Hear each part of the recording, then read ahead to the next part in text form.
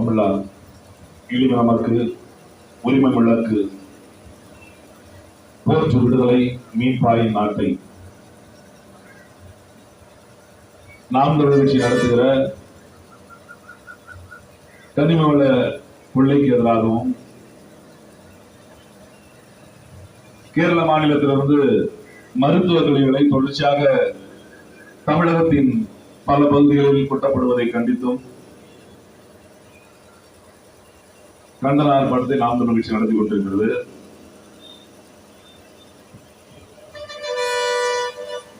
முதல்ல இங்க இருக்க ஆட்சியாளர்களுக்கு கனிம வளம்னா என்னன்னு புரியுதா இல்லையானே தெரியல. அந்த நிலத்தில் இருக்கக்கூடிய வளங்களை எல்லாம் எடுத்து எடுத்து சுரண்டி சுரண்டி அந்த லாபத்தை எல்லாம் உடனே நம்ம பார்க்கணும் அப்படின்னு நினைச்சோம்னா நம்மளோட அடுத்த தலைமுறைக்கு என்ன கொடுத்துட்டு போறோம் அப்படிங்கறத ஒண்ணுமே புரியல. ஒருவேளை இங்க இருக்கக்கூடிய படிச்சவங்க இல்ல நாடு முன்னேறணும், நாடு வளர்ச்சி அடையணும், டெவலப் ஆகணும், நம்ம அப்படியே இருக்க முடியுமா? கிராமங்கள் எல்லாம் எப்படி நகரங்களாக மாறுவது? நம்மளும் டவுன்ல இருக்க மாதிரி எப்படி இருக்குது? எல்லாம் வேக வேகமா போகணும், எல்லாருமே பிளைட்லயே போயிட்டா நல்லதானே இருக்கு, பைக்ல போயிட்டு சைக்கிள்ல போயிட்டு அப்படிங்கிற ஒரு வளர்ச்சியை எதிர்பார்க்கிற அறிவாளிகள்கிட்ட நாங்க கேட்க வேண்டிய அவசியம் இருக்குது. எல்லாமே வளர்ச்சியை நோக்கி தான் போகுதுன்னா நமக்கு முன்னாடி முந்தைய தலைமுறைக்கும் நமக்குமான வளர்ச்சியில் என்ன வேறுபாடு இருக்கு? நமக்கு முந்தைய தலைமுறை என்ன பயன்படுத்தினாலும் நம்ம இப்ப என்ன பயன்படுத்திட்டு இருக்கோம்? அந்த வளர்ச்சிக்கு எவ்வளவு ஆண்டு காலம் எடுத்திருக்கிறோம்? நீங்க நினைச்சு பாருங்க. ஒரு வளர்ச்சிக்கான வித்தியாசமாவது வேண்டாமா? ஒரு அளவுகோல் இருக்கணும்ல. இதே கேரளாவில் நீங்க போய் ஒரு மலையை வெட்ட முடியாது, ஒரு மலையில கல்குவாரி நடத்தவே முடியாது. கேரளாவில் துறைமுகம் கட்டுற அதானி, கேரளாவில் துறைமுகம் கட்டுறாங்க. கேரளாவில் இருக்கிற மலையை உடைக்க கூடாது என்று கேரள அரசு சட்டம் போடுது. அவன் சோதனைக்குன்னா சோதனை ரொம்ப போடுறீங்க. அவன் மாநிலத்துல துறைமுகம் கட்டுறான். ஆனா என் மாநிலத்தில் கூட மலையை உடைக்கவோ அதை எடுக்கவோ கூடாது அந்த மாநில அரசு சட்டம் போடக்கூடிய அளவுக்கு நம்ம ஊர் பாதுகாத்தோம்னா ஆம்பளை ஆண்மையா இருக்குன்னு சொல்லுவோம்ல, நீ பெரிய ஆம்பளை அப்படின்னு கேட்போம்ல. என்னமோ பொம்பளைனா ஒண்ணுமே இல்லாத மாதிரியும் ஆம்பளை எல்லாத்தையும் தூக்கி தலையிலிருந்து பாடுற மாதிரியும். ஒரு திரைப்படத்துல கூட செந்தில் சொல்லுவாரு, வாங்க வாங்க மலையை தூக்குறேன் எல்லாரும் வந்து பாருங்க அப்படின்னு பாருங்க. எவ்வளவு பைத்தியக்காரத்தனமா ஒண்ணு வச்சிருப்பாங்க பாத்தீங்களா?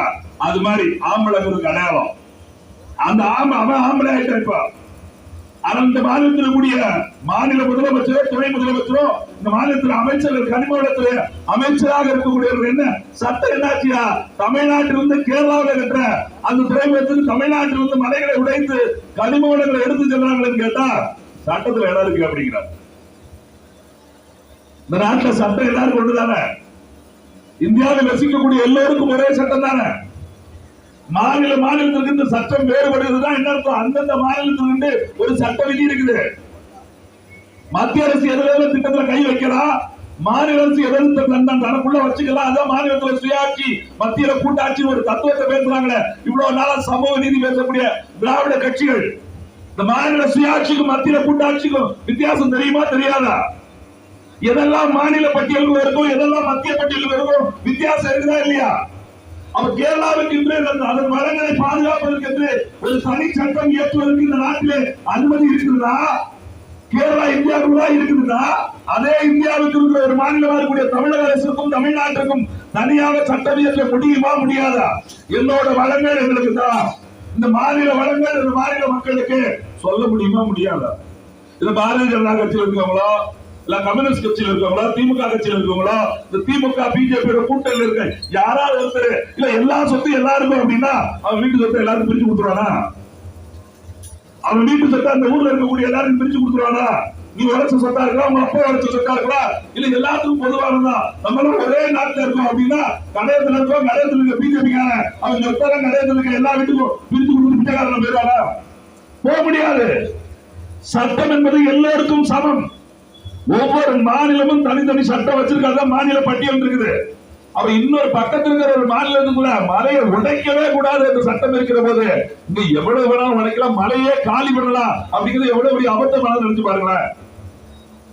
ஏற்கனவே திருநெல்வேலி மாவட்ட ஆட்சியாளர் கார்த்திகேயன் அவர்கள் இந்த பிரச்சனை அதிகமாக வருகிற போது கேரளாவில் இங்க இருக்கக்கூடிய கன்னியாகுமரியில பெரிய பெரிய கன்னடக வாகனம் 10 டயருக்கு மேல வண்டி யோசிச்சு பாருங்களேன். 10 டயருக்கு மேல 16 டயர் வச்சு இங்க இருக்க லாரிகள்ல, கேரளா லாரில கல்வாரிகள் வந்து கல்ல கொண்டு போறான். அப்படி கொண்டு போகிற போது நீங்க நினைச்சு பாருங்க, எவ்வளவு டன் கல்ல கொண்டு போனா அதுல ஒரு வண்டி இந்த வருது, ஒரு ஸ்கூட்டர் வருது. அப்படி ஒரு சாதாரண வண்டியில அந்த லாரி முன்னாடி நீங்க நினைச்சு பாருங்களேன், யானை முன்னாடி எறும்பு மாதிரி லேசா ஓரத்துல இடிச்சா போது எறும்பு செத்து போயிடும். அந்த லாரியில் அடிபட்டு கன்னியாகுமரியில நிறைய பேர் இறந்து போயிட்டாங்க. அதுக்கப்புறம் தான் இங்க இருக்க மாவட்ட ஆட்சித்தலைவர், இன்னும் சொல்ல போனா நாங்குநேரி பக்கத்துல ஒரு கல்குவாரி உள்ள விழுந்துட்டான் குவாரிக்குள்ள. தேசிய பேரிடர் மீட்பு பாசனம் ஒரு வச்சுக்கன்னு சொல்றாங்க. அந்த தேசிய பேரிடர் துறை எங்க இருக்குன்னு தெரியல. கிட்டத்தட்ட 78 மணி நேரமா அவன் கத்திக்கிட்டு இருக்கான், உள்ள கிடந்து கிடக்குள்ள இருந்து கத்திக்கிட்டு இருக்க, உயிரோடு இருக்கான்னு கண்டுபிடிக்க முடியல. இவங்க பேரிடர் மீட்பு எப்படி இருக்குது? கடல்ல தண்ணிக்குள்ள என்ன வட்டிருச்சு, வாளியை கொண்டு அள்ளிக்கிட்டு இருக்காங்க. ஏன்னா வாளிக்கு எண்ணெயும் தண்ணியும் பிரிக்க தெரியுமா? யோசிச்சு பாருங்க. டெக்னாலஜி டெவலப்மெண்ட், இந்த நாடு முன்னேறிக்கிட்டு இருக்கு. நம்புங்க, நாடு முன்னேறணும் சொல்றீங்களா? தண்ணிக்குள்ள, கடல் தண்ணிக்குள்ள ஒட்ட எண்ணெயை பிரித்தெடுப்பதற்கு வாளி அப்படிங்கிற ஒரு எந்திரம் தான் இந்த நாடு கண்டுபிடிச்சிருக்கு. பிஜேபி ஆட்சியில நினைச்சு பார்த்தது எவ்வளவு தூரம் இந்த நாடு டெக்னாலஜில கொஞ்சம் முன்னேறிருக்கு. அந்த நாட்டு அரசாங்கம் தான் சொல்லுது, நம்ம மலையெல்லாம் வெட்டி உடைக்கிறோம், கனிம வளம் நமக்கு முக்கியம் அப்படிங்கிறார். கனிம வளம் இன்றைய தலைமுறைக்கு எடுத்து கொண்டு போயிட்டால் அடுத்த தலைமுறைக்கு என்ன கிடைக்கும்? மணல் அள்ளக்கூடாதுங்கிறா. மணலை ஒரு அடிக்கு மேல அள்ளக்கூடாது. மணலை, ஆற்று மணலை அள்ளவே கூடாது. ஆற்று மணலை நீ அல்ல என்ன ஆகும்? மழை தண்ணி நிற்க முடியாது. தண்ணிய மணல பூமியிலிருந்து தேடுவதே தப்புதான் விஞ்ஞானி. நீங்க யோசிச்சு பாருங்க. மண்ணை நேசிக்கக்கூடிய விஞ்ஞானிகிட்ட போய் கேளுங்க, மழை தண்ணியை நீங்க பூமிக்கு தோண்டவே கூடாது. இன்னைக்கு போர் போடாம யாரு இருக்கும்? நீங்க கேட்கலாம், போர் போடாம எப்படி தண்ணி வரும்? மழை தண்ணியை வானத்திலிருந்து பொடிய வைக்கணும். இப்ப அப்படியே நடக்கு. நாமளே சொல்றோமே, எங்க மழை பெய்யுது, பெய்யுற மரத்து பெய்ய மாட்டேங்குது, பல்ல காட்டுது வெயில் அடிக்கிற நேரம் மழை பெய்யுது. ஏன் வெயில் அடிக்க வேண்டிய நேரத்துல வெயில் அடிக்காம, மழை பெய்ய வேண்டிய நேரத்துல மழை அடிக்காம ஏன் மாறி மாறி அடிக்குது? இந்த சுற்றுச்சூழல் ஏன் பாதிக்கப்படுதுன்னா, நீங்க ஆற்று மணலையும் மழையையும் ரோடு போடுற சொல்லி மரத்தையும் வெட்டிக்கிட்டே இருந்தீங்கன்னா இங்க இருக்கக்கூடிய சுற்றுச்சூழல் பாதிக்கதான் செய்யும். அப்படி சுற்றுச்சூழல் மாசுபட ஓசோன் மண்டலத்துல ஓட்டோட அளவுக்கு வெப்பம் அதிகமாயிட்டே போடுவாங்க.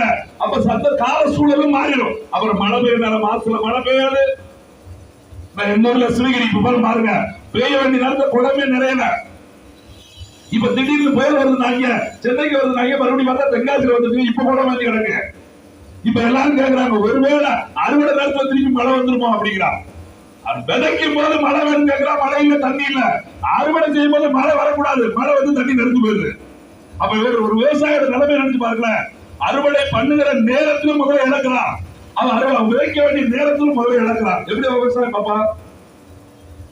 விவசாயம் இல்லாம நம்ம எப்படி சாப்பிட முடியும் அப்படிங்கிற கேள்வி இன்றைக்கு டெக்னாலஜி டெவலப்மெண்ட் அப்படின்னு பேசக்கூடிய பெருமக்கள் யாராவது இது வரைக்கும் பதில் சொல்லிருக்காங்களா? கட்டணம் கட்டிடலாம், ஆலைகளை கொண்டு வந்துடலாம், எல்லோருக்கும் வேலை வாய்ப்பு கொடுத்துடலாம். இவன் சொல்ற மாநில இங்க அதை எடுக்கிறோம் அப்படின்னா உங்களுக்கு வேலை வாய்ப்பு கொடுக்குறோம். இங்க ஃபேக்டரி கட்டுறோம், உங்களுக்கு வேலை வாய்ப்பு கொடுக்குறோம். இங்க ரோடு போட போற ஃபேக்டரி வருது, வீட்டுக்கு ஒருத்தருக்கு வேலை வாய்ப்பு கொடுக்க போற, இடத்தை கொடுங்க கேட்கிறானே. நீ வேலையெல்லாம் கொடுக்க, சோத்துக்கு என்ன பண்ணுவேன்? இன்றைக்கு வரைக்கும் இந்த அரசாங்கங்கள் ஏதாவது ஒரு இடத்துல மலையை குறைஞ்சிருக்கேன், ரோட்டை அழிச்சிருக்கேன், வீடு கட்டிருக்கேன், ஃபேக்டரி கட்டிருக்கேன், தொழிற்சாலை கட்டிருக்கேன், ஒரு இடத்துல விவசாயத்தை உண்டு பண்ணிருக்கேன்னு சொல்ல முடியல. அந்த அரசாங்கத்தால விவசாயத்தை உண்டு பண்ண முடியுமா? ஆனா எத்தனை விவசாயத்தை அழிச்சுக்கிட்டே இருக்காங்க. 4 வழிச்சாலை பாருங்க, 8 வழிச்சாலை பாருங்க. அத்தனை சாலைகள் ஏன் தேவைப்படுது? 8 வழிச்சாலை ஏன் தேவைப்படுது? 16 டயர் கொண்ட லாரி போறதுக்கு தேவைப்படுது. இந்த அருக கடை இந்த ரோடு 16 டயர் கொண்ட லாரிக்கு பத்துமா நினைச்சு பாருங்க. ஏற்கனவே நம்ம ஊர் லாரி போறதுக்கே பத்த மாட்டேங்குது. நீங்க போற ரோடு மாதிரியா இருக்குது. அப்படியே நைட்டா ஒட்டு போட்டு உடனே அந்த தாரை ஊத்தி மூடி போயிடுறாங்க. அடுத்த மழையில எங்க குழி இருந்துச்சோ அதே குழி வந்து உட்காந்து. இப்படி 10க்கும் மேற்பட்ட டயர் கொண்ட லாரி வருதுனால ரோட்டோட தன்மையே மாறி போயிருது, உடைந்து போயிருது. பொதுமக்களுக்கு பாதுகாப்பு சொல்லி மாவட்ட ஆட்சித்தலைவர் அங்க சட்டம் போடுறாரு. எங்க திருநெல்வேலி மாவட்ட ஆட்சித்தலைவர் சட்டமே போட்டிருக்காரு. கனிம வளத்தை 10க்கும் மேல டயர் கொண்ட லாரிகள்ல கொண்டு போக கூடாது. தென்காசி மாவட்ட ஆட்சியருக்கு அந்த யோசனை இல்லையா? அவரும் ஐஏஎஸ் படிச்சவர் தான் கார்த்திகேயன். எங்க அண்ணன் கமல் கிஷோரும் தென்காசி மாவட்ட கலெக்டரும் ஐஏஎஸ் தானே படிச்சிருக்காரு. அவரும் தமிழ்நாட்டில் ஒரு மாவட்டத்தில் ஆட்சித்தலைவராக இருக்காரு. கமல் கிஷோரும் தமிழ்நாட்டில் ஒரு மாவட்டத்தில் ஆட்சித்தலைவராக இருக்காரு. ஏன் கார்த்திகேயன் அவர்களுக்கு இருக்கக்கூடிய சிந்தனையும் அறிவும் ஏன் கமல் கிஷோருக்கு இல்ல? பக்கத்து மாவட்டத்தில் இருக்கக்கூடிய மாவட்ட ஆட்சித்தலைவருக்கு இருக்கிற எண்ணமும் அந்த மண்ணின் மீது மக்கள் மீது இருக்கிற பற்றும் இன்னொரு பக்கத்து மாவட்டத்தில் இருக்கிற மாவட்ட ஆட்சித்தலைவருக்கு வரவில்லை. ஏன் வரல? உண்மையிலே மாவட்ட ஆட்சித்தலைவர் மாவட்ட ஆட்சித்தலைவரா வேலை செய்யறாங்களா இல்ல மாவட்ட செயலாளரா வேலை செய்யறாங்களா தெரியல. ஆளுங்கட்சிக்கு மாவட்ட செயலாளரா வேலை செய்யற வரைக்கும் மக்கள் மீது அக்கறை இருக்கவே முடியாது. நீங்க நினைச்சு பாருங்க, இந்த மலைகள் எல்லாம் நேற்று இன்னைக்கு விழுவாங்க. இதெல்லாம் எடுத்துட்டு போயிட்டா என்ன ஆரியா? அப்ப கேரளால இருக்க மலையை உடைக்க வேண்டியதானே? கேரளா அரசு பைத்தியமா? பினராயி விஜயனுக்கு பைத்தியம் முடிச்சு மருத்துவமனையில் சேர்த்திருக்காங்களா என்ன? தெரியாம அவர் தப்பிச்சு ஓடி வந்து முதலமைச்சர் உட்காந்துட்டாரா? இல்ல அப்படி பைத்தியம் முடிச்சுன்னா அந்த பைத்தியக்காரன் தெளிய வைக்க வேண்டியதானே? மலைனா உடைக்கிறதாயா? பக்கத்துல மாதிரி தமிழ்நாட்டில் உடைச்சு அழிக்கிட்டே இருக்கும். 10 மலை இருந்து திருந்துட்டோம், ஒரு மலையை கூட உடைக்க விட மாட்டீங்க அப்படின்னு அவனுக்கு அறிவை போட்டுங்க. ஒரே நாட்டில் 2 பேர் மாநிலங்கள்ல ஒரு மாநிலத்தை உடைக்க கூடாதுன்னு சட்டமும், ஒரு மாநிலத்தில் எவ்வளவு நாள் உடைக்கலாம், யார் வேணாலும் எடுத்துட்டு போலாம் அப்படிங்கிறது கேவலமான அபத்தமான சட்டம். ஒரு மண்ணில் இருக்கக்கூடிய வளங்கள், அந்த நிலத்தில் இருக்கக்கூடிய வளங்கள் எல்லாம் அந்த மண்ணின் மக்கள். ஆமா, வீடு கட்ட கல்லு வேணும், வேணும் தான். வீடு கட்ட செங்கல் வேணும், அல்லது தான். நமக்கு எவ்வளவு தேவையோ அவ்வளவு தேவைக்கு எடுக்க வேண்டும் என்பதுதான் விதி. எடுக்கவே கூடாது. அப்படின்னா இத்தனை ஆண்டுகள் இந்த நாட்டுல மலை உடைக்காம வீடை கட்டலையா?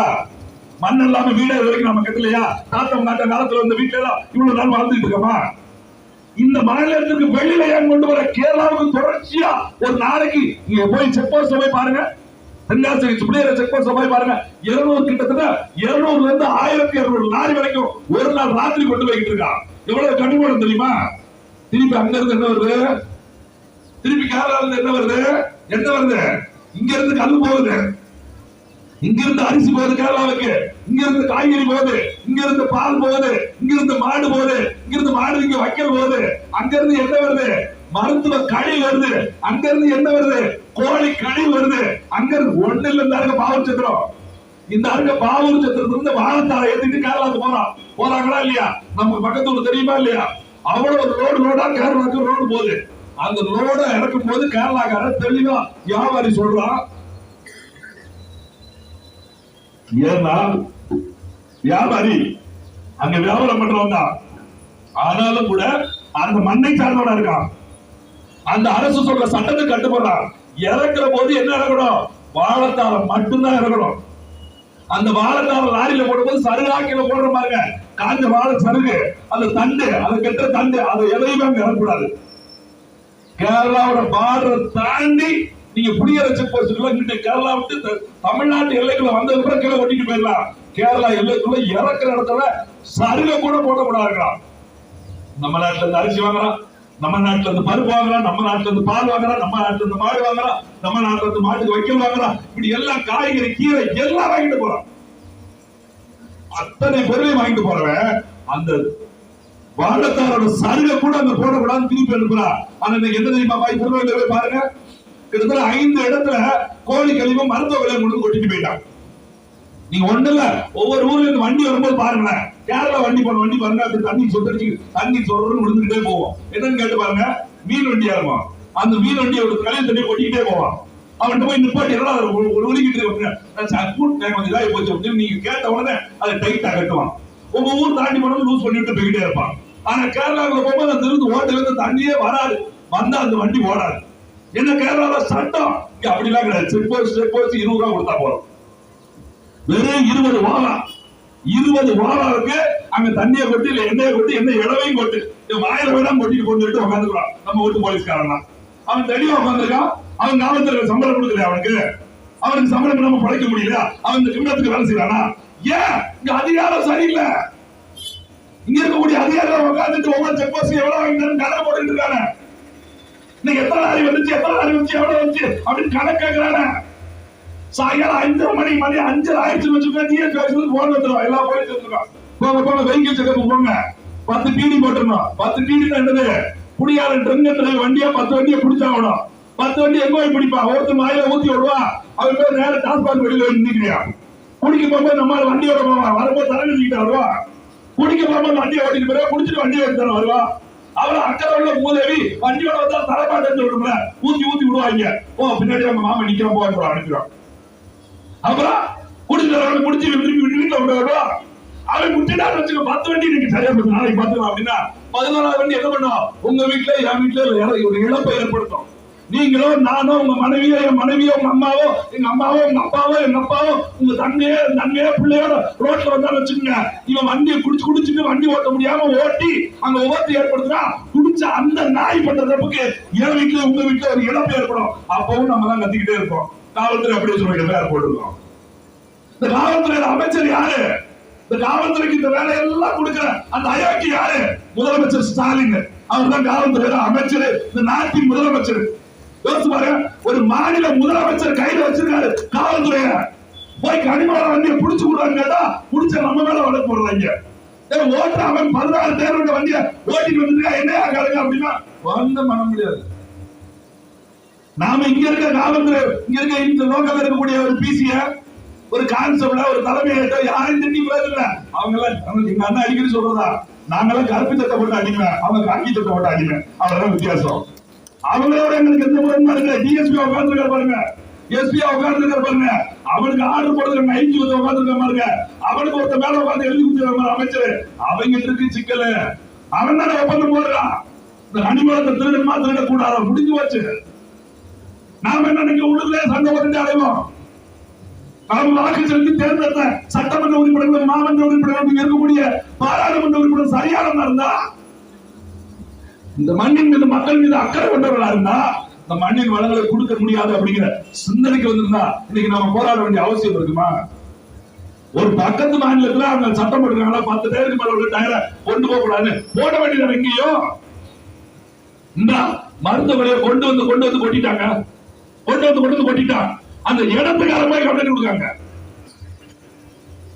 போட்டு புறம்போக்கு இடத்துல அவர் அந்த இடத்துல ரொம்ப நாளா பயன்படுத்தல, அந்த இடத்தை பயன்படுத்தாத இடத்துல அதுக்கு நம்ம ஊரே 2 புரோக்கர் பேரு வெக்கம் கட்ட மானம் கட்டவன் எவன் காசு கொடுத்தாலும் வாங்குவானா?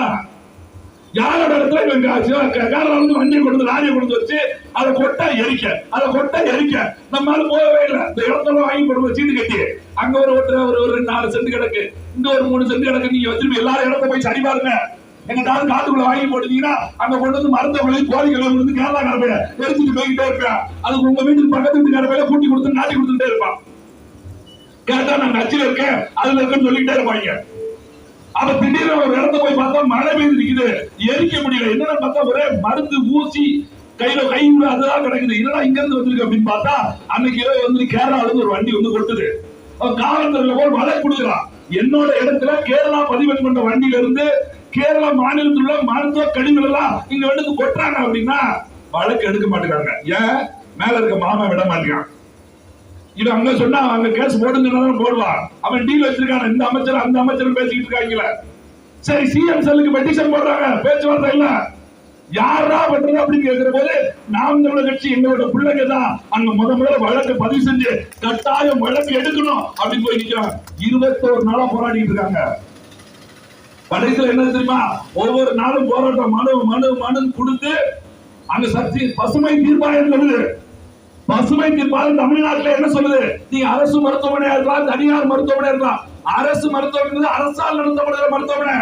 அரசு மருத்துவமனையே பொது இடத்துல இந்த கழிவை கொட்டக்கூடாது சட்டம். பசுமை தீர்ப்பாயத்தில் சட்டம் இருக்குது. இந்த நாங்குநேரி பாருங்க, நாங்குநேரி அங்க ஒரு ஆராய்ச்சி மையம் இருக்குது.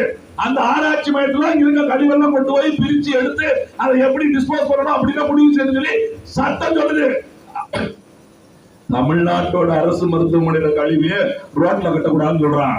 அவன் கேரளால இருந்து வண்டி வெட்டியா கொண்டு பயிர் போச்சுன்னு கொட்டிட்டு அவன் போயிட்டான். கேஸ் எடுக்க மாட்டேங்காங்க. அப்புறம் வம்படியா பேசி போராட்டம் நடத்தி கேஸ் எடுத்து அப்புறம் அங்க இருந்து அறிக்கை விடுறாங்க. எப்ப இங்க கேஸ் போட்டிருக்காங்க, இங்க நம்ம நாட்டு முதலமைச்சரும் ஸ்டாலினும் கேரள முதலமைச்சர் கை குலுக்கிட்டு இருக்காங்க. குலுக்கிற ரைட்டு கொஞ்சம் கைதுக்கி பிடிச்சி மூதேவி, என் ஊருக்கு வந்து உபயோகப்படுற மூதேவி அப்படின்னு கேட்டிருந்தா அவனுக்கு வளைக்கும். இங்க இருந்து கனிமோட கல்லு போது, இங்க இருந்து மண்ணு போது, இங்க இருந்து அரிசி போது, இங்க இருந்து மரபு போது, இங்க இருந்து பால் போது, இங்க இருந்து மீன் போது, இங்க இருந்து சக்கரை போது, இங்க இருந்து மாடு போது, மாட்டுக்கு வைக்கல் போது, மட்டும் போது ஏன்னா கழிவை கொண்டு இங்க கொட்டுற மூதேவி அப்படின்னு சோறுங்கிற மாதிரி ஸ்டாலின் கேட்டிருந்தா நாய் பதில் சொல்லி பரவாயில்லையா? போய் ஏதாவது பேசினாங்களா? கேரள முதலமைச்சர் ஏதாவது ஒரு வார்த்தை தப்பு நடக்குற ஒரு வார்த்தை பேசலையே. ஆனா அங்க இருந்து சொல்லிட்டு இருக்காங்க கேரளா வந்து.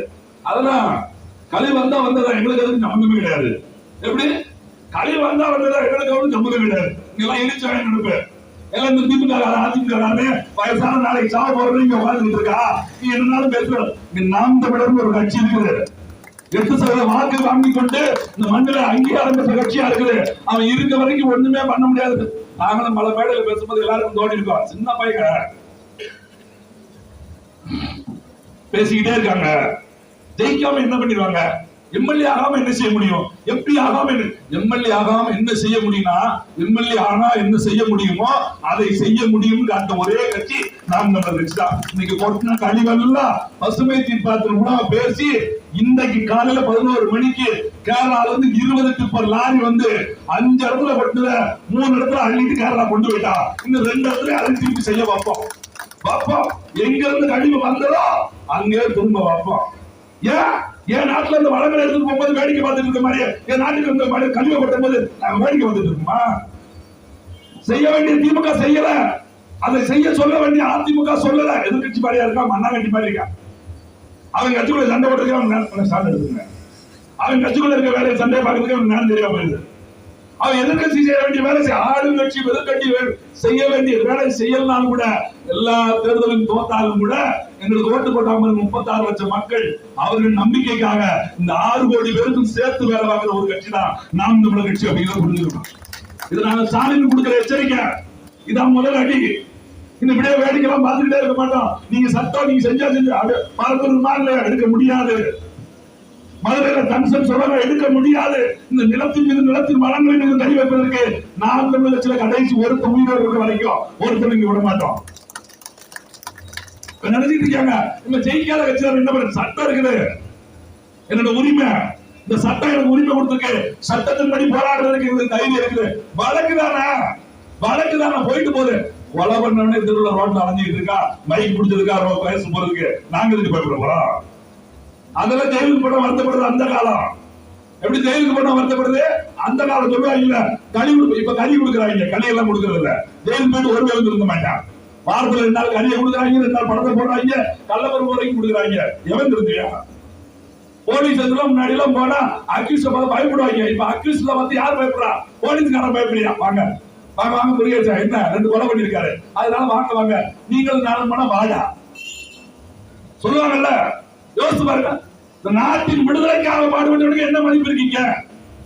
நாட்டின் விடுதலைக்கு பாடுபட்டு என்ன மதிப்பு இருக்கு? இதுதான் காரணமா நடக்கும்.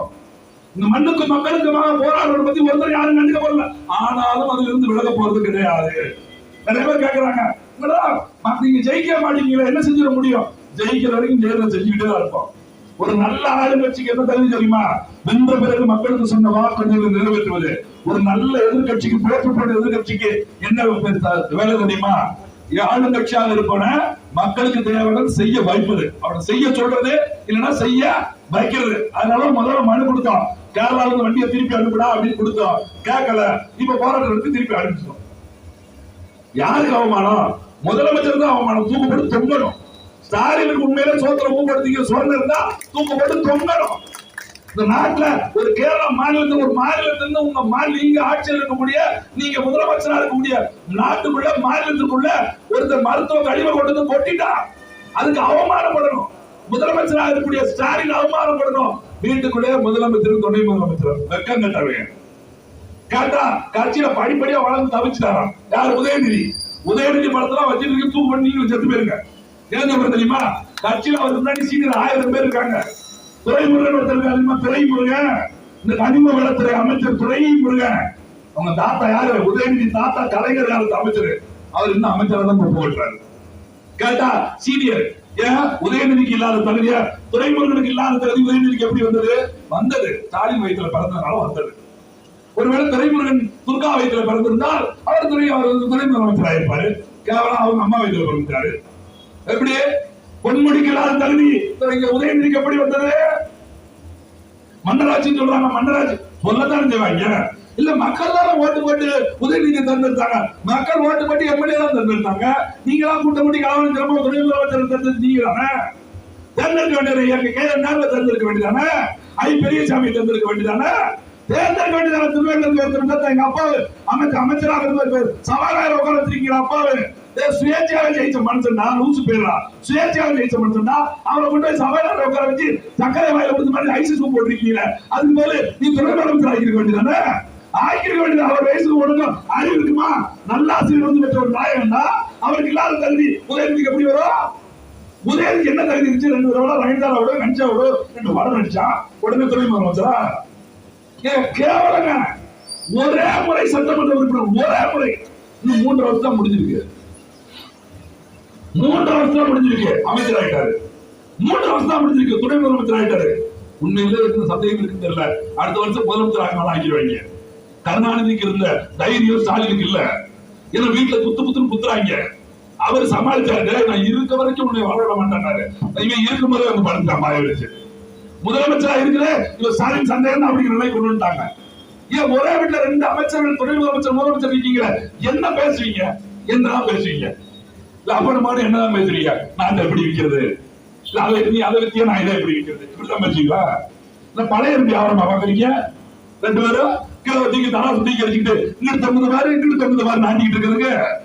மாநில முதலமைச்சர் துணை முதலமைச்சருங்க. முதலமைச்சர் என்னன்னு தெரியுமா? அந்த வடிவேல் ஒரு படத்துல நான் துபாக்குறா நீ நம்பர் 1 நான் நம்பர் 2 அப்படின்னு சொல்ற மாதிரி நான் முதலமைச்சரா நீ துணை முதலமைச்சரா நீ விளையாண்டுட்டு இருக்காங்க அங்க உட்காந்துக்கிட்டு. ஒரு முதலமைச்சருக்குள்ள அதிகாரம் என்ன தெரியுமா? அவங்க அப்படிக்கே தெரியாது, கருணாநிதிக்கே தெரியாது. நான் விளையாட்டு சொல்றேன். ஈழத்தில் 1.5 லட்சம் உறவுகள் கொலை செய்யப்பட்டது கருணாநிதி சொன்ன வார்த்தை. ஒரு மாநில முதலமைச்சரா இவ்வளவுதான் முடியும். ஒரு மாநில முதலமைச்சரா இவ்வளவுதான் முடியும். அவ்வளவுதான் முடியும்னா அந்த பதவிக்கு எதுக்கு இவ்வளவு போட்டி போட்டுக்கிறேன்? அவ்வளவுதான் முடியும்னா அந்த பதவிக்கு எவ்வளவு போட்டி போடணும்? யோசிச்சு பாருங்க. ஒரு மாநிலம் தன்னாட்சி அதிகாரம் பெற்ற ஒரு மாநில முதலமைச்சர் முடியாது. இந்த நாட்டுல எதுவுமே கிடையாதுங்க. பிரதமர் என்னங்க பிரதமர்? நாட்டுல இருந்து போற வரிபடத்துல மொத்தாட்சி நடத்துறவன். மாநில முதலமைச்சர் இல்லாத அதிகாரம் பிரதமர் கிடையாது. ஏன் சத்தம் போட்டு பேச முடியல? வாயிலேயே மேடல பேசுறது. மாநிலத்தில் சுயாட்சி, மத்தியில கூட்டாட்சி.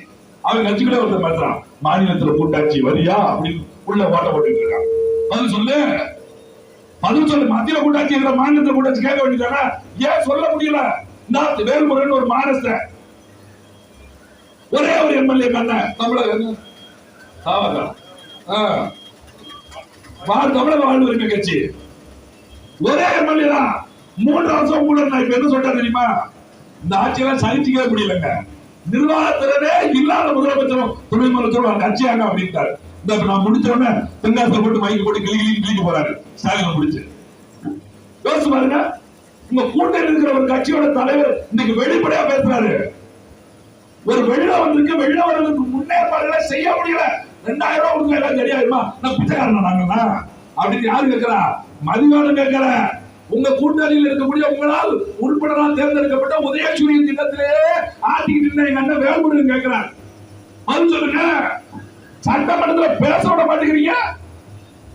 இன்னைக்கு வேல்முருகன், நாளைக்கு திருமாவளவன், அதுக்கடுத்து வைக்கும், அப்புறம் மாநில கம்யூனிஸ்ட் கட்சி எல்லா பேரும் பேச ஆகணும். கூட்டணியில் இருந்திருந்து இதுல கம்யூனிஸ்ட் கட்சி எல்லாம் பேசாதீங்க. வெளியில இந்த கம்யூனிஸ்ட் அப்படிலாம் சொல்லக்கூடாது. அது கலைஞரிஸ் அப்படின்னு ரொம்ப நாள் ஆகி போச்சு. அவங்க என்ன கம்யூனிஸ்ட் கட்சியா இருந்த வரைக்கும் அது சரியா தான் இருந்துச்சு. என்னைக்கு கூட்டணி வச்சு போனாங்க 2 எம்பிக்கு 27 லட்சம் 27 கோடிய அப்படி கை நீட்டி வாங்கினாங்களோ அன்னைக்கே கட்சி காணாம போயிடுச்சு. இதுல எங்களை பார்த்து 234 தொகுதி எப்படி நிக்கிறீங்க? இப்படித்தான் 2 காலம் வச்சா நிக்கும். எப்படி நிக்க? மொட்டை காலம் இருக்கு. 2 காலம் நல்லா தான் இருக்கு. நிக்கிறது காலம் தான் வேண்டா இல்ல. தேர்தல் எப்படி சந்திக்க முடியுது? 234 நீங்க ஜெயிக்காம எப்படி உங்களுக்கு காசு இல்லாம தேர்தலை சந்திக்கிறீங்க? காசு இல்லாம தான் தேர்தலை சந்திக்கணும். இது சொல்லி கொடுத்ததே கம்யூனிஸ்ட் கட்சி தான். இந்த கேள்வியை கம்யூனிஸ்ட் கட்சி கேட்க கூடாது. காசு உள்ளதான் தேர்தலை சந்திக்க முடியும் சூழல் வருவது ஜனநாயக நாட்டுக்கு மிகப்பெரிய ஆபத்து. ஜனநாயக நாட்டுல காசு இருக்க மட்டும்தான் அரசியலுக்கு வர முடியும். அப்படி ஒரு சூழல் வந்தா நாளைக்கு அரசியல் மக்களுக்கானதா எல்லாம் போயிடும். தனி நபர்களுக்கானதாக, தனி முதலாளிகளுக்கானதாக, கார்பரேட்கானதாக மாறி போயிடும். இன்னைக்கு கனிமலோட திருநாள என்ன கார்பரேட்டோட திட்டம். அம்பானி அதானி எவ்வளவு முதலாளி. அதானி வந்து கேரளாவின் துறைமுகம் கட்ட வேண்டிய அவசியம் என்ன வருகிறது? இந்த அரசால் முடியாத ஒரு நிலைமத்தை ஒரு தனியார் முதலாளி ஏன் கட்டுறான்? ஒரு தனியார் மலை ஏன் கட்டுறான்? தனியார் முதலாளி கட்டுறதுக்கு இங்க இருக்கக்கூடிய அரசாங்கம் ஏன் மலையை உடைச்சு அனுப்புறான்? தனியார் வரை எப்படி உடைச்சா உடைக்க வேண்டி போ அப்படின்னு விட வேண்டியதானே? எதுக்கு காவல்துறை வச்சு பாதுகாப்பு கொடுக்குற? எதுக்கு வருவாய்த்துறை வச்சு அனுமதி கொடுக்குற? சொல்ற அளவுக்கா தோன்றாங்க. இவங்க 3 அடி தோன்றாங்க, நாகநேரில் போய் விழுந்தா 300 அடி ஆயிடுச்சு. எப்படி 3 அடிக்கு தோண்டினாங்க, 300 அடிகளை கொண்டு போயிட்டாங்க.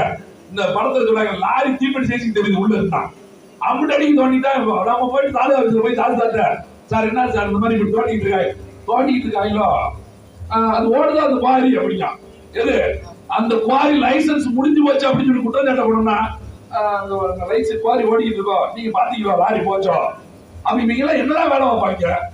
வீட்டுல சோதத்தை நிப்பாங்களா, வேலை நிப்பாங்களான்னு தெரியல. ஏன்னா சாதாரண மனுஷன் நான் வந்து புகார் கொடுக்கிற அளவுக்கு நீ இருக்கிறனா அவர் என்ன வேலை பாக்குற? உனக்கு ஆய்வு செய்யக்கூடிய ஆய்வு செய்ய வேண்டியீங்களா? ஆய்வு செய்யாம அங்க உட்காந்து என்ன வேலை? சீட்டு தேய்க்கிற வேலை. அப்படி புகார் கொடுத்தாலும் எங்களுக்கு வரலையா?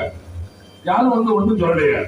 அப்ப நாங்க என்னன்னு பார்க்க சொல்றோம். 900 கோடி அபராதம், 1 லட்சம் 2 லட்சம் இல்ல, 1 ரூபா 2 ரூபா கிடையாது, 900 கோடி அபராதம் மட்டும் கொடுக்குறாங்கன்னு நினைச்சு பாருங்க. அவன் எவ்வளவு கலாம் இருப்பாங்க யோசிச்சு பாருங்க. ஒரு மலை ஒரே கல்வாரில 900 கோடி அபராதங்க. நம்ம கடையை ஊராட்சி தானே, இந்த கடையை ஊராட்சி எப்ப ஆரம்பிச்சாங்களோ அப்ப இருந்து இப்ப வரைக்கும் செலவழிச்ச காசு 900 கோடி இருக்காது.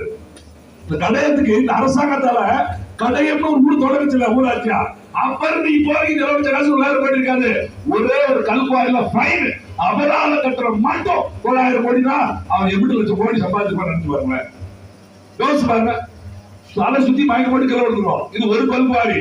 இது மாதிரி எத்தனை கல்குவாரிக்கு அனுமதி கொடுத்துக்கிட்டே இருக்கான், தேடிக்கிட்டே இருக்காங்க. சேட்டில் செஞ்சு தேடிட்டே இருக்காங்க. எங்களா என்ன கிடைக்கு, எங்க என்ன கிடைக்கு, எங்க என்ன கிடைக்கு. இந்த மதுரையில கொண்டு வர்றாங்க அரிட்டாபுரத்துல டங்ஸ்டன். அரிட்டாபுரத்தை சுத்தி மீனாட்சிபுரத்துல இருந்து, நாயக்கர்பட்டியில இருந்து, செட்டியார்பட்டியில இருந்து, மேலூர்ல இருந்து 11 கிராமத்துல நம்ம டங்ஸ்டன் எடுக்க போறோம். எடுத்து இல்ல நீங்க மேல ஓடி இருக்க, நாங்க கீழே ஓடி இப்படி உருவிட்டு போயிட்டே இருப்போம்.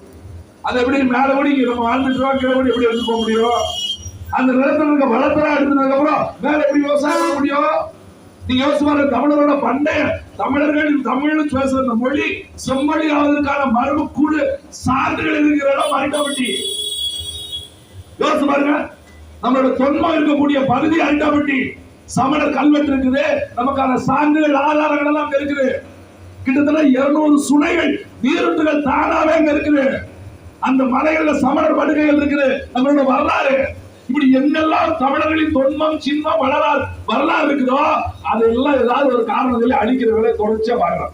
போயிருக்கு. தூத்துக்குடியில வந்து என்ன வச்சாங்க, அங்க ஸ்டெர்லைட் கொண்டு வந்துட்டாங்க. சென்னையில போய் பாருங்க, பரந்தூர் விமான நிலையம் இடத்த எடுக்கிறாங்க. மதுரையில விமான நிலையம் விரிவாக்கம் சின்ன உடப்புல மக்கள் எல்லாம் வெளியேற்றும் ஒரு கிராமத்துல 300 குடும்பத்தை வெளியேற்ற பாக்குறான்.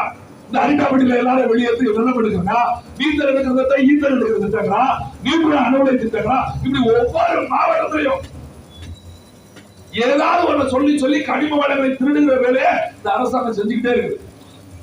மக்களுக்கு என்ன சிக்கல் தெரியுமா? இன்னைக்கு புலம்ப மாட்டணும், இந்த பஞ்சாயத்து பேசிட்டு இருக்க முடியாது. எப்படியாவது இன்னைக்கு வேலைக்கு போனதான் நாளைக்கு பிள்ளை பள்ளிக்கூடத்து போற பிள்ளைக்கு ஃபீஸ் கட்டணும். அந்த பிள்ளை தினம் ப்ராஜெக்ட் வந்துருக்கு, சாயங்காலம் 50 ரூபாய் செலவழிச்சாகணும். மாசத்துல 4-5 கல்யாணம் காது குத்துட்டு அதுக்கு செய்முறை செஞ்சாகணும். இப்படி நம்ம வாழ்க்கையை ஓட்டுறதுக்கு நமக்கு நேரம் தெரியாம போயிரு. எவன் ஆண்டான் இந்த படத்துல சொல்ற மாதிரி ராம ஆண்டாங்க, ராவண ஆண்டாங்க, எல்லா பேரும் காவணி போயிடான். இவன் தான் நல்லது செய்ய போறான் அப்படின்னு நம்ம வந்து உட்கார்ந்துக்கிறோம். இந்த சலிப்பு இருக்கு பாருங்க, இந்த மக்களோட சலிப்பு, இதையே முதலீடா வச்சுதான் இந்த ஆட்சியாளர் நம்மளை தொடர்ச்சியா ஏமாத்திக்கிட்டே இருக்காங்க. சட்டமன்ற உறுப்பினராகி மக்களுக்கு இதெல்லாம் செய்யல பதவி பிரமாணம் எடுக்கிற போது இந்த மண்ணுக்கு மக்களுக்கு பதவி பிரமாணம் எடுக்கிற ஒருத்தர் கூட இந்த பதவி பிரமாணத்தை மதிச்சு இந்த மண்ணுக்கு மக்களுக்கு வேலை செய்யறதே கிடையாது. அப்படி செய்திருந்தா கேரளாவில் தடுக்கப்பட்ட அந்த மலையை திட்டு தமிழ்நாட்டில் எப்படி தடுக்கப்படாம இருக்குது? அது எங்க தடுக்கப்பட்டாலும் அங்கேதான் கொண்டு வரும். கேரளாவில் மலையை உடைக்க மாட்டானா, கேரளாவுக்கு தமிழ்நாட்டில இருந்து மலையை உடைச்சு கொடுப்பாங்க. இது எப்படி இருக்கு யோசிச்சு பாருங்க. இங்க இருந்து தமிழ்நாட்டில இருந்து செங்கல் சிவாக்கிய கப்பல் ஏற்றி அனுப்பிட்டு இருக்காங்க.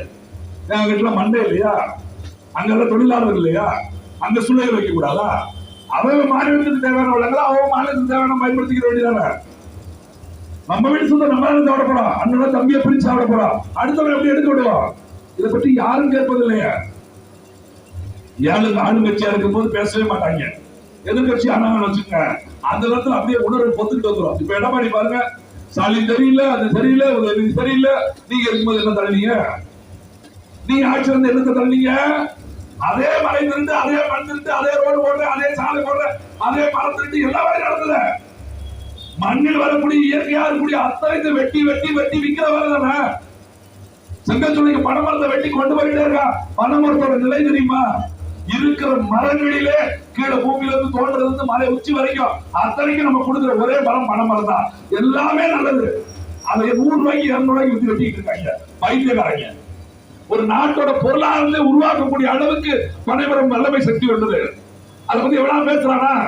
அதுல இருந்து கண்டு வருது, அதுதான் பேசுறேன். அது போதையா இருக்குது. அப்ப நீ கொடுக்குற சாராயம் தீர்த்தமா இருக்குது. என்ன கண்ணு போத சாராயம் உனக்கு அளவுடா? யோசிச்சு பாருங்க. கேட்டா இல்ல, அப்படி தனித்தனியா விற்க கூடாது. அதுக்குள்ள போத மாத்திரை போடுறாங்க. போத மாத்திரை முதல் ஒளி கண்ணை ஒளி. ஏன்னா என்ன கடலைக்குள்ள கடலை பருப்புல கண்ணை தூக்கி போட்டாங்களா? அப்படி என்ன பண்ணணும்? சுத்தமான கடலை பருப்பு வர்றதுக்கு என்ன வழின்னு பார்க்கணும். கல்லுக்குள்ள போத மாத்திரை போறான்னா சுத்தமான கல்லு வர்றதுக்கு என்ன வழி தானே பார்க்கணும். கல்லே ஒழிச்சுருவாங்க.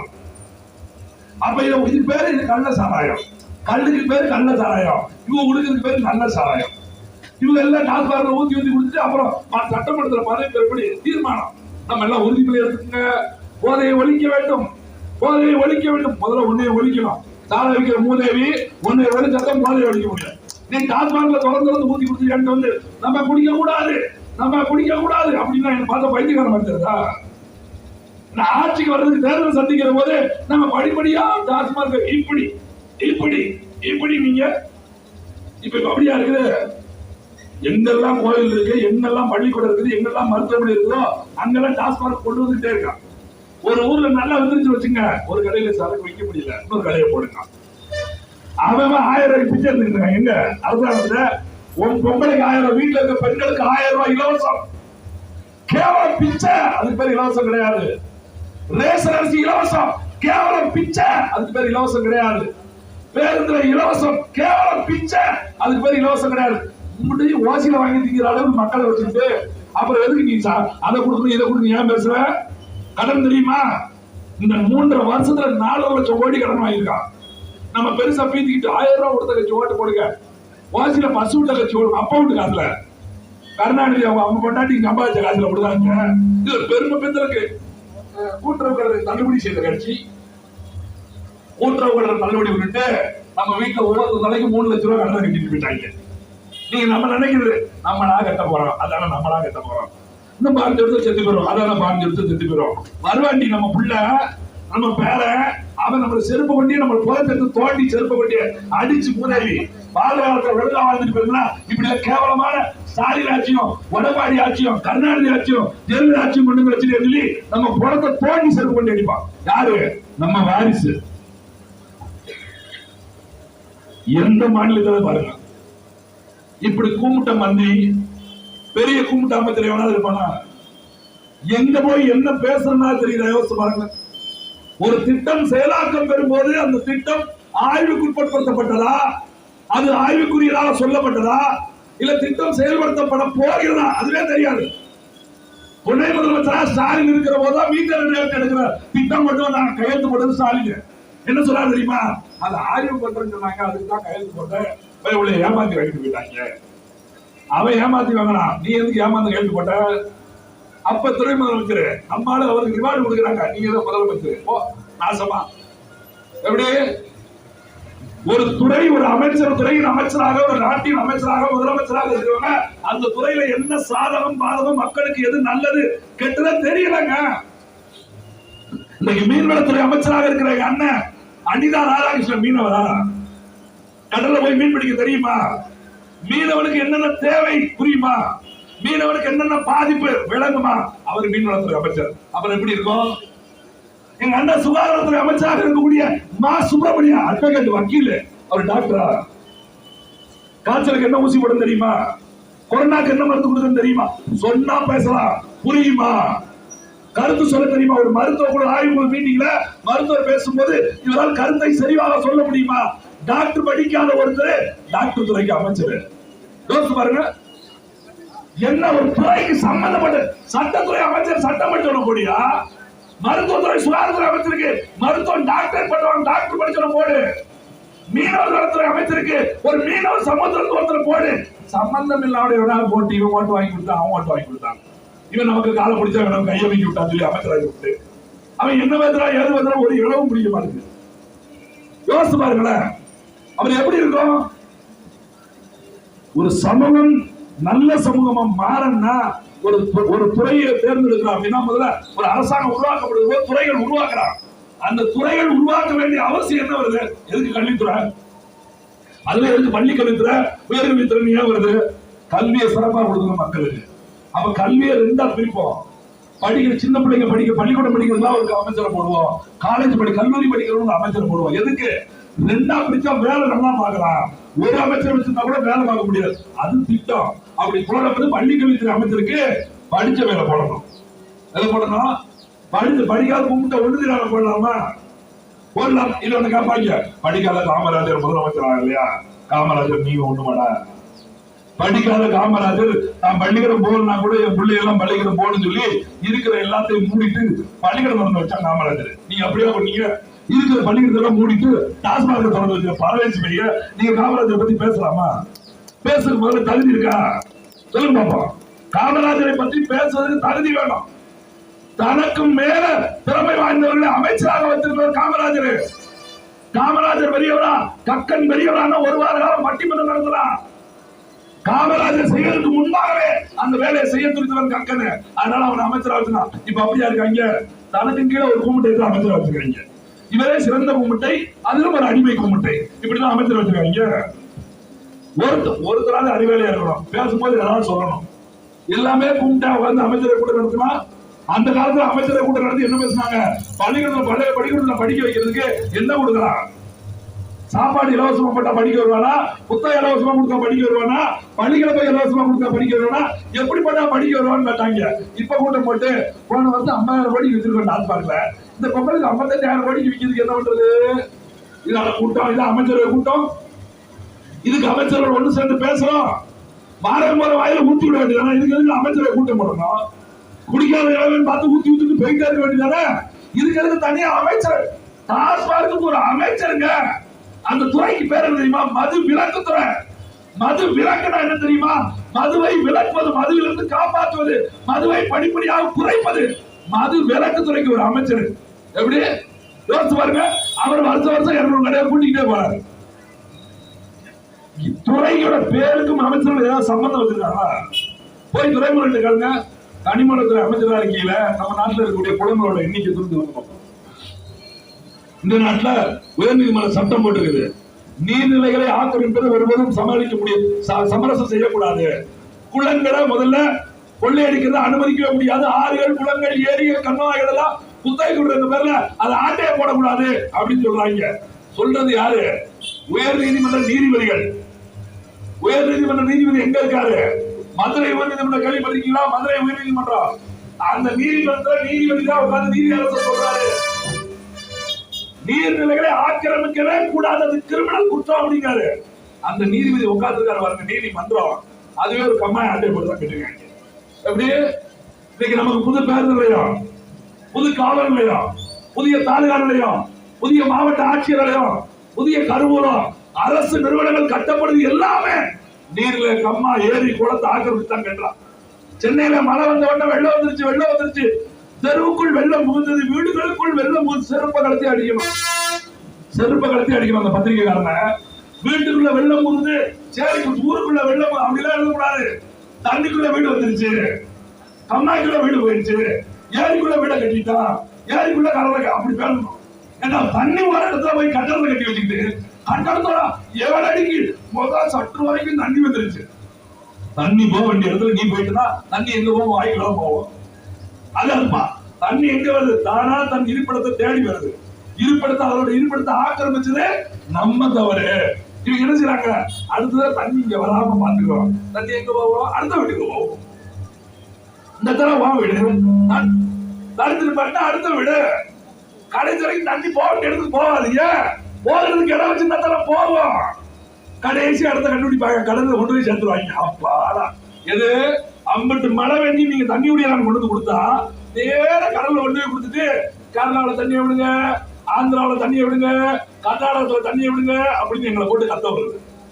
கேட்ட காவிரியில தண்ணி தரல, முல்லை பெரியாறுல தண்ணி தரல, பாராட்டுல தண்ணி தரல, வைகையில தண்ணி தரல. எவன் தருவா? கிடைக்கக்கூடிய அதிக பெரும்பான்மை மழை தமிழ்நாட்டில் பெய்யுது. அதை சேமித்து வைக்கின்ற ஏரி, கண்ணா, குளம், குட்டை எல்லாத்தையும் ஒழுங்கா தூர்வாரணும்ல. நம்ம ஊராட்சி, கடைய ஊராட்சி 100 நாள் வேலை ஒரு வேலை வச்சிருக்காங்கல்ல, வேலையாவா வச்சிருக்காங்க, இல்ல வேலையாவா வச்சிருக்காங்க. அந்த 100 நாள் வேலையில மட்டும் நம்ம எத்தனை தடவை தூர்வாரிப்பாங்க. கம்மான்னு ஒழுங்கா ஒண்ணு தூர்வாரிந்தீங்கன்னா தண்ணி எல்லாம் நீங்க எவ்வளவு சேமிச்சிருக்கோம். யோசித்து பாருங்க. நம்ம அளவே சொல்றாங்க, சும்மா இருக்குது எதுக்கு இருந்தாலும் 100 நாள் வேலையே போட சொல்லாதீங்க. களவாடிப்பு எப்படிதான் களவாங்களா, நம்ம இந்த இவங்களுக்கு இந்த வேலைதான் உங்களுக்கு கண்ணில் மாட்டுதா. இது எப்படி தெரியுமா? இந்த களவாடி போற வரல அப்படியே வழியில இருக்கணும், லஞ்சம் முடிச்சே போற மாதிரி போலீஸ் தேடி வந்து வராது சொல்லிடாத, இந்த வச்சுக்க அவங்க கொடுப்பாங்க. அது மாதிரி இந்த அரசாங்க களவாணி வீட்டுக்கு 100 நாள் வேலை சொல்லி 100 ரூபாய் கட்டிங்க போட்டுட்டே இருக்கான். அதுல 20 ரூபாய் பிடிச்சிக்கிடுவாங்க. நம்ம ஆளு வேற, நான் வேலைக்கு வரனாலும் 5 சம்பளம் கொடுத்துருவாங்க. எங்க கிளர்க்கு ரொம்ப நல்லவங்க. அதே அப்பா அவங்க அப்பா வீட்டு காசு, கிளர்க்கோட அப்பா வீட்டு காசு, ஆத்தா வீட்டு காசு. அப்படி நீங்க வேலை, நான் கேட்கிற கட்டண வேலைக்கு போறோம்ல, சித்தாள் வேலைக்கு போறோம்ல, நம்ம பக்கத்துல நிறுவனத்துக்கு வேலைக்கு போறோம்ல, என்னைக்காவது வேலைக்கு போற சம்பளம் தெரியும், ஓனர் பைத்தியக்காரன் தான் தெரியும். அவன் வேலைக்கு வர சம்பளத்துக்கு பைத்தியக்காரன் ஓனரு இல்ல, ஒழுங்கா வேலை அப்படி கட்டமா கால் மேல காலை போட்டு படுக்கிறா சம்பளம் தெரியும். நான் கேட்கிற உங்க வீட்டு வேலை நடக்கிற வீட்டு வேலை, சித்தாள் வேலைக்கு பொத்தாள் வேலைக்கு வர்றேன் 2 நாளைக்கு கால் மேல கால் போட்டு ஏமா 12 மணி ஆச்சு டீ வேலை அப்படின்னு கேட்டதுன்னு சொல்லுங்க. வந்த வேலை ஆரம்பிக்கல, டீ வேற டீ கேப்பையா இல்லையா? அங்க போய் 100 நாள் வேலைக்கு சொல்லி குச்சி வச்சு படுத்துக்கிட்டு ஊர் போறீங்க பேசிட்டு பாய விரிச்சு படுத்துட்டு சோதத்திற்கு வந்தா எப்படி காசு கொடுக்குறா? ஏன் காசு கொடுக்குறா? விவசாயம் என்கிற ஒன்றே இந்த மண்ணில் இல்லாம பண்றதுதான் அந்த வேலையை. இருக்கிற அம்மா ஏரி குளத்தை எல்லாம் நீங்க தூர்வாரம் சொல்லி தொடச்சு விட்டு போயிருவீங்க. தண்ணி அங்க நிக்கவே முடியாது, நேரம் கடலுக்கு போய் சேர்ந்துடும். அப்புறம் தண்ணி இல்லாம எப்படி விவசாயம் நடக்கும்? தண்ணி இல்லாம குடிநீருக்கு எங்க போறது? நிலத்தடி நீர் இல்லாம போன நம்ம நிலைமை என்ன ஆகும்? அவன் போட்டு ராட்சியில கொலாய வச்சு உறிஞ்சிக்கிட்டு இருக்கான் தண்ணி. தொழிற்சாலை போய் பாருங்க, ஒவ்வொரு தொழிற்சாலையும் மின்சாரமும் தண்ணியும் 1 செகண்ட் தாமதமா வந்துகிட்டு சட்டம். வெளிநாட்டுல இருந்து ஒரு நிறுவனம் இங்க வருதுன்னு வச்சுக்கோங்க, ஒப்பந்தம் போடுறான். தமிழ்நாடு ஒப்பந்தம் போட என்ன சொல்றது தெரியுமா? 1 நொடி கூட மின்சாரம் உனக்கு கட் பண்ணாம தருவேன், தண்ணி உடனே கொடுத்துக்கிட்டே இருப்பேன். கரண்ட் இருந்து பேரிச்சுன்னு வச்சுங்க, எஜமா எத்தனை நிமிஷம் போச்சா அத்தனை ரூபாய் நீங்க என்கிட்ட காசு கம்மியாரு ஃபைன். அபராதம் யாரு கொடுப்பா? அரசாங்கம் கொடுக்கணும். நம்ம 10 நாள் லேட்டா கட்டணும் கரண்ட் பில், பீஸ் ஒரு வீட்டுக்கு இல்லையா? நம்ம சொந்த நாட்டு குடிமக்கள் நாட்டுல வரி செலுத்துறோம், வாக்கு செலுத்துறோம். 10 நாள் லேட்டா கட்டினா ஃபைன் நம்ம கட்டுறோம். அவனுக்கு கரண்ட் இல்லாம போனாலும் கட்டுறோம். அவனுக்கு கரண்ட் 1 நிமிஷம் அமர்ந்து போச்சுன்னா இந்த அரசாங்கம் வரி கட்டுது, எது ஃபைன் அபராதம் கட்டுது. நினைச்சு பாருங்க.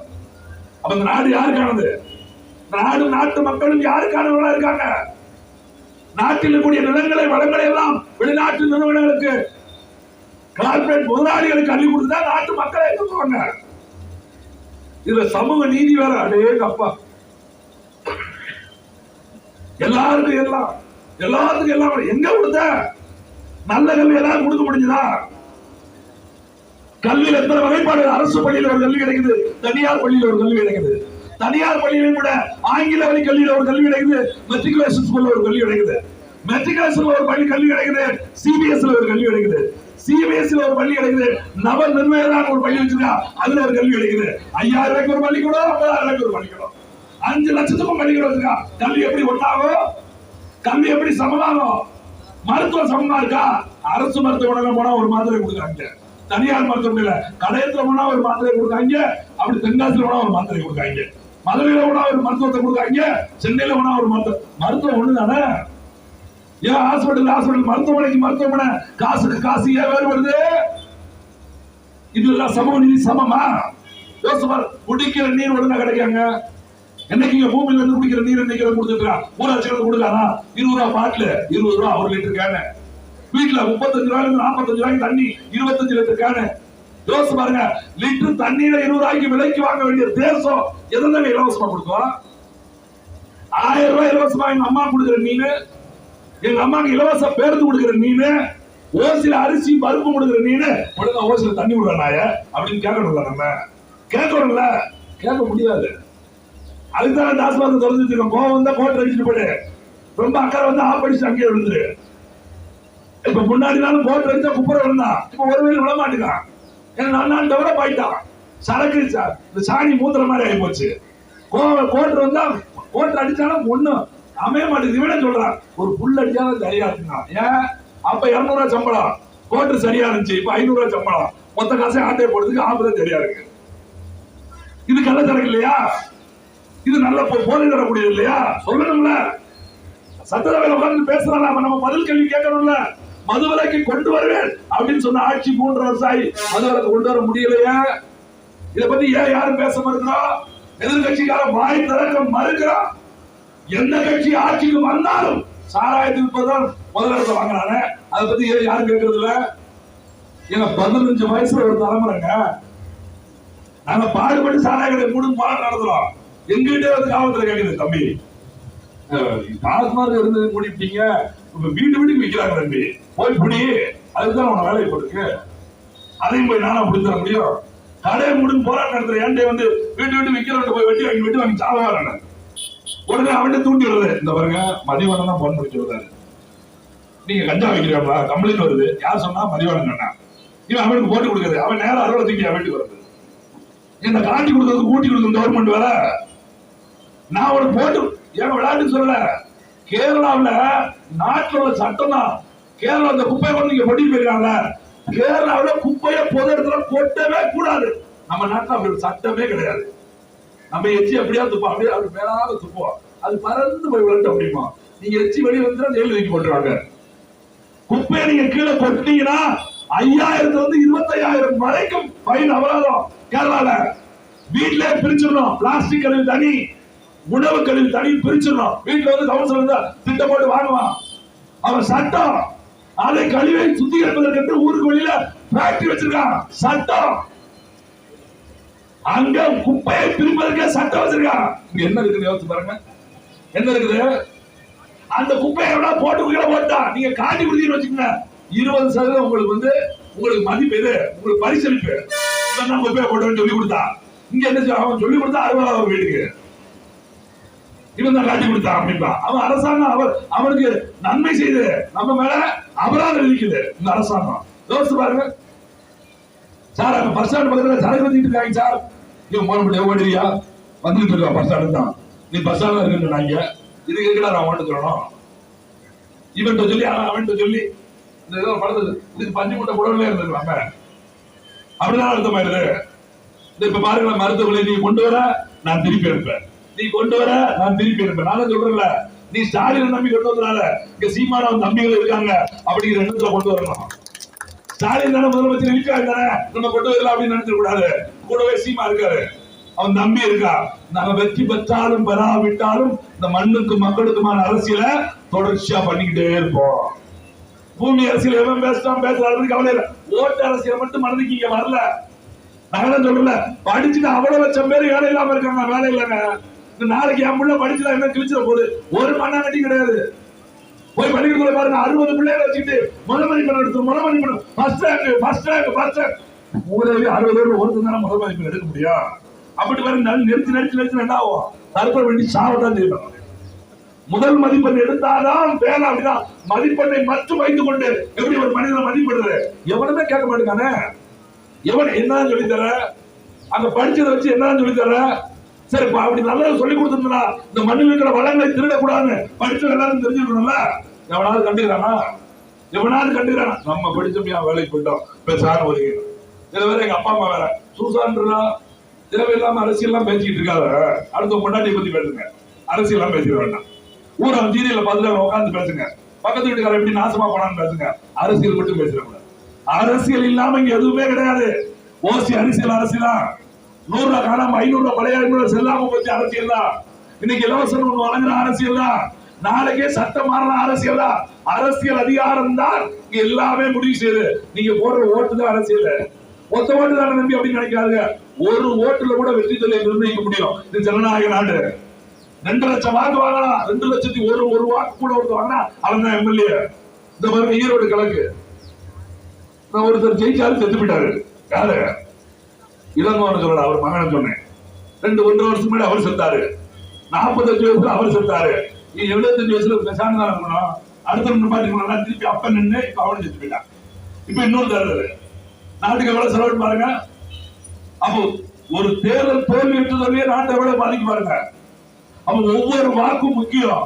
அப்ப நாம வாக்கு செலுத்துற நாம தான் யோசிக்கணும். இந்த ஜனநாயக நாட்டுல இந்த நாட்டின் வளங்களை மக்களின் செல்வங்களை எப்படி காப்பாற்ற முடியும் அப்படின்னா தேர்தல் அரசியலால முடியும். அதனால எல்லாரும் தேர்தல் அரசியலுக்கு வாங்கன்னு சொல்றோம். இந்த ஜனநாயக நாடு எல்லாரும் அரசியல் பேசுங்க. நீங்கள் எழுதி கொடுக்காம அரசியல் பேசாதீங்க, ஹோட்டல்களில் அரசியல் பேசாதீங்க, இங்க அரசியல் பேசாதீங்க, அங்க எல்லாம் அரசியல் பேசி பழங்க. அரசியல் வேணும், உரிமை தெரியணும், சட்டம் தெரியணும், ஃபண்டமெண்டல் ரைட்ஸ் என்ன தெரியணும், புரியணும். ஒரு சட்ட அடிப்படை சட்டம் தெரிஞ்சாதான் அரசு அதிகாரத்தை பேச முடியும். ஒரு காவல்துறையில போய் நிக்கிற போது நீ பேசக்கூடாது, சட்டம் என்ன கொடுத்த உரிமை, பேசணும், தைரியமா பேசணும். ஒரு அரசு அதிகாரத்தை பேசும்போது என்னை எதிர்த்து பேச விடக்கூடாது, எனக்கு உட்கார வச்சுதான் பேசணும், சட்டம் என்ன கொடுத்த உரிமை, பேசணும். வேண்டவட்டவனை பார்த்தா ஒரு பேர் பேச்சு, கையில் இருக்கிறவனை பார்த்தா ஒரு மாதிரி பேச்சு, கொஞ்சம் ஒழுக்கமா இருந்தாலும் ஒரு மாதிரி பேச்சு, அது பேர் கொஞ்சம் குடிச்சிட்டு இருந்தாலும் ஒரு மாதிரி பேச்சு. சட்டம் சொல்லியிருக்கா? மனித எல்லாருக்கும் சட்டம் சமம். இங்க மக்களுக்கு தான் சட்டம், சட்டத்துக்கெல்லாம் மக்கள் கிடையாது. மக்களுக்கு என்ன தேவையோ அதை கொடுப்பது சட்டம். ஒரு புதிய ஜீவனை போடலாம், அரசாங்கம் நினைச்சா என்ன வேணாலும் சட்டத்தை அமல் பண்ணலாம். மக்களாட்சி தத்துவத்துல மக்கள்கிட்ட வாக்கு இருக்கிற வரைக்கும் மட்டும்தான் நம்ம மதிப்போம், இல்லைன்னா அதுவும் கிடையாது. நீங்க நினைச்சு பாருங்க, நாளைக்கே கடையத்துல இந்த ரோடு 4 வழிச்சாலையா மாத்தியா, முன்னாடிக்கு கடையெல்லாம் எடுத்துதான் முடிஞ்சு போச்சு. கருத்தை வைக்க மாட்டான். கருத்து கேட்டா என்ன தெரியுங்களா? 2 நாளைக்கு முன்னாடி எண்ணூர் அனல் நிலையத்தை விரிவாக்குவதற்காக கருத்து கேட்க கூட்டம் சொன்னாங்க. என்ன ஆச்சு? எங்க அண்ணன் சீமான் போய் நின்றதுதான் அடி திமுக ஓடி போயிட்டான். ஒருத்தர் சொல்றாங்க இருந்துகிட்டு, நீ வந்து எண்ணூர்ல இருக்கியா, எண்ணூர்ல வாழ்றவனா, உனக்கு எண்ணூரை பத்தி தெரியுமா, இதெல்லாம் கேள்வியா? அங்க ஒரு பாப்பா ரொம்ப விளக்கமா அடிச்ச மாதிரி சொல்லிச்சு, நீ தூக்குற பெரியாரு ஈரோட்டுல தானே பிறந்தாரு, அவர் என்ன தமிழ்நாடு முழுக்க அரசியல் பண்ணாரு, ஈரோட்டுல இருந்தா ஒத்துக்குறியான்னு கேட்டோன்னா வாயை மூடிட்டு போயிட்டாங்க. யோசிச்சு பாருங்க, பதில் சொல்ல முடியல. உடனே வேலை வாய்ப்பு, நாம் இளைஞர்களுக்கு படித்தலைகளுக்கு வேலை தர வேண்டாமா? என்ன வேலை பார்த்து கிழிச்சு வந்தோம் கொடுத்து அவிச்சு கேட்கிறோம். செல்லைட்ல எத்தனை பேர் தமிழ்நாட்டுக்கு வேலை கொடுத்த, பரந்தூர் விமான நிலையம் வச்சிருக்க எத்தனை பேர் தமிழ வேலை செய்யறா? மதுரை விமான நிலையத்துக்காக அங்க சின்னோட பேருக்கு கிராமங்களை எடுத்தீங்களா, எத்தனை பேர் வேலை கொடுத்தீங்க? எந்த பெரிய வெளிநாட்டு கம்பெனி கொண்டு வர நிறுவனத்துல எத்தனை தமிழர்களுக்கு வேலை கொடுத்த? நிலம் கொடுத்த, நிலக்கரிக்காக நிலம் கொடுத்த, அங்க இருக்கக்கூடிய மக்களுக்கு எத்தனை பேருக்கு வேலை கொடுத்த? ஒரு மண்ணா நினைக்கிறாங்க. கேவலம் கூலி தொழில். ஏர்போர்ட்ல போய் பாருங்க, கக்கூஸ் வேலை தமிழ்நாட்டுக்காக பார்த்துருக்கீங்க. எலக்ட்ரிஷியன் வந்து டாப்ல இருக்கிற எல்லா வேலையும் மலையாளியும் ஹிந்திக்காரன் உட்காந்துட்டு இருக்காங்க. கேட்டா வேலை கொடுக்கும். 100 வீட்டை பிடிக்கிட்டு 10 பேர் வேலையை கொடுத்து போயிட்டான். அப்ப 90 வீட்டுக்காரன் எனக்கு வேலை எடுத்தா போய் நான் உட்காந்துருக்க முடியுமா? என்ன மாதிரியே நிலத்தை எழுந்துட்டு இருக்கான். அவனுக்காக நான் பேசித்தானே ஆகணும். ஒரு காலம் வரும், எதெல்லாம் இழந்தோமோ அதெல்லாம் மீட்கக்கூடிய காலம் வரும். எல்லாத்தையும் மீட்டலாம் மக்களை சட்டத்தின் மூலமா. ஆனா மண்ணையும் மலையும் மீட்க முடியாது. நாங்க தலைகீழனால எங்களால மலையை உருவாக்க முடியாது. மண்ணை உருவாக்க நாங்க மந்திரவாதியா? உங்களை மாதிரி உங்க வயிற்றுல பிறந்த பிள்ளைய தான். எங்களுக்கு சட்டம் தெரிஞ்சிருக்கலாம், நல்ல சிந்தனை இருக்கலாம், ஆட்சி அதிகாரத்தை கையை நாம மாதிரி மாற்றி அமைக்கலாம். ஆனா மலையும் மண்ணையும் உருவாக்க முடியாது. உருவாக்க முடியாத ஒன்றை அழிப்பதற்கு மனிதனுக்கு தகுதி கிடையாது. அதுதான் நாங்க திருப்பி சொல்லிட்டு இருக்கோம். எதை ஒன்று உருவாக்க முடியலையோ அதை நீ அழிக்கிறதுக்கு உனக்கு தகுதி கிடையாதுன்னா அதை வச்சு வாழ பழகு, அதை வைத்து சம்பாதி, அதாவது வாழ்க்கை வாழ பழகுன்னு சொல்றோம். மலையை உடைச்சு மண்ணை உடைச்சுதான் வாழ முடிகிற வாழ்க்கை கிடையாது. அந்த மலையும் மண்ணும் என் தாத்தா பாட்ட காலத்துல இருந்து எனக்கு விட்டுட்டு போயிருக்கா. நான் என் பேரனுக்கும் என் கூட்டலுக்கு விட்டுட்டு போனோம். அதுதான் வாழ்க்கை முறை. இந்த மண்ணில் நிலத்திற்கு மேல என்னென்ன கிடைக்குமோ அதை எடுத்து நம்ம வாழ தயாராகணும். ஒருத்தர் அடிச்சு வாழ்ற வாழ்க்கை இல்லைங்க. எல்லோரும் சேர்ந்து வாழ்றதான வாழ்க்கை. எல்லோருக்கும் சமமான கல்வி, எல்லோருக்கும் சமமான மருத்துவத்தை முதல்ல நான் சொன்னது போல நல்ல குடிநீரை இலவசமா கொடுக்க முடியாத அரசு இலவசம் கொடுத்த என்ன பயனு? குடிக்க தண்ணி இலவசமா கொடுக்க முடியாத அரசு 1000 ரூபாய் கொடுத்த என்ன பயனு? ஓசி பஸ் கொடுத்த என்ன பயனு? ஓசி அரிசி என்ன கொடுத்த என்ன பயனு? காலம் வரும். நான் முதல்ல சொன்னது போல ஆட்சியில் இருந்தாலும் சரி, ஆட்சியில் இல்லாவிட்டாலும் சரி, எம்எல்ஏ ஆனாலும் சரி, எம்எல்ஏ ஆகலனாலும் சரி, எம்எல்ஏ ஆனா எதை செய்வோமோ எதை செய்ய நினைச்சோமோ அதை எம்எல்ஏ ஆகலனாலும் செய்ய முடியும். அப்படிங்கிறது தான் திருநெல்வேலியில் இருக்கக்கூடிய எங்க பிள்ளைங்க, நாம் தமிழர் பிள்ளைங்க இன்னைக்கு கேரளா அரசு கொண்டு வந்த மருத்துவ கழிவை மறுபடியும் கேரளா லாரிலேயே அள்ளி கேரளாவுக்கு திருப்பி அனுப்புற வேலையை பார்த்துருக்காங்க. ஒரு எம்எல்ஏ கிடையாது நாம் தமிழருக்கு. ஒரு எம்எல்ஏ இல்ல, ஒரு எம்பி இல்ல. ஆனாலும் 10 பிள்ளைகள் சேர்ந்து போராடி இந்த அரசாங்கத்தை அடிப்படையை வச்சு ஸ்டாலினே மாந்தி எடுக்க வச்சிட்டோம். ஸ்டாலின் திணறாரு. என்னடா இவங்க ஒரு ஆளு சந்திப்பில் இருந்தோம், சின்ன பையன் எப்படி கத்தி எப்படியே பண்ணிட்டாங்க. சட்டம் இடம் கொடுத்துருக்கு, நீ என்ன வேணாலும் பண்ணிட்டு போயிடலாம்.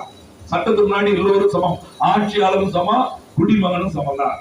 சட்டத்தின் முன் அனைவரும் சமம் சொல்றதால அதை நிரூபிக்க முடியும். அதுக்கு ஒரு அமைப்பு அரசியல் கட்டாயம் வேணும். நாங்க எங்களுடைய மூத்தவங்க கேட்டுக்கிறது அதான், நீங்க என்னவா இருந்துட்டு போங்க, உங்க பிள்ளைகளை எங்களோட அனுப்புங்க.